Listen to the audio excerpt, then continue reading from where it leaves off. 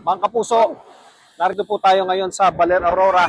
At heto na, ayan, napakalalakas na po ng mga alon dito.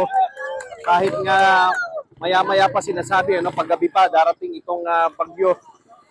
Itong mga tao dito sa Siwal ay nagtakbuhan na nga dahil napakataas nung inihampas na alon.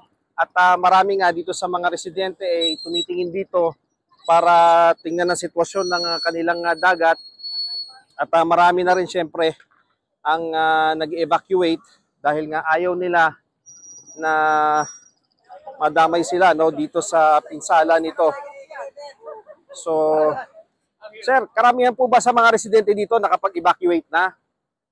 Ewan lang po, yung iba po kasi nakakagapang bahay. Pero marami na pong nagsialisan. Marami na nagsialisan.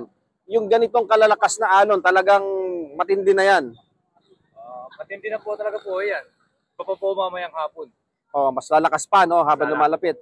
Sige ho so yan po mga kapuso ingat po tayo, talagang malalakas na po ang mga alon dito at inaasahan nga po na mas titindi pa habang tumatagal